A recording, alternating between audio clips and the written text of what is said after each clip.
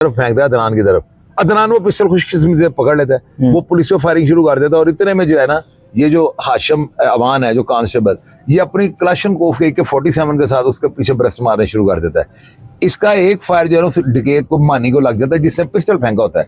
और ये जो अदनान है, ये आपको पता है, फिर इसको पुलिस वाले जब जफ्फा डाल लिया, पिस्टल भी उन्होंने इसका नहीं चलने दिया, तो उन्होंने इसको नहीं छोड़ना था, ये भी पकड़ा जाता है। अब इनमें से जो है ना एक शायद जहन्नम वासिल हो चुका हुआ है, मर चुका हुआ है, उसके बारे में मेरे पास अभी इतला नहीं, क्योंकि पॉडकास्ट में अगर अभी रब्ता करके मैंने नहीं कंफर्म किया। एक हाफ फ्राई और एक फुल फ्राई हो गया।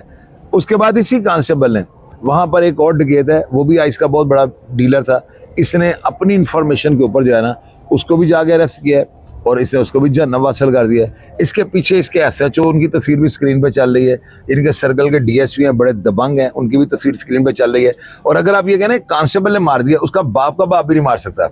ये फोर्स का एक जवान है, उसने इन्फॉर्मेशन अपने अफसरान से शेयर की होगी। और हमेशा जो है ना कांस्टेबल फ्रंट फुट पे लड़ते हैं, अफसर तो पीछे ब्रीफिंग के लिए होते हैं ना। बड़े कम अफसर हैं यहाँ पे लाहौर में हमारे हैं, फरूक असगरवान फ्रंट फुट पे चले जाते हैं, वो जो है हसनैन हैदर शाह साहब वो फ्रंट फुट पे, मोहम्मद अली भट्ट साहब तो अगले के घर में घुस जाते हैं। ये आपको पता है, हमारे जो है ना यहाँ पर लोकल कल्चर और तरह का है।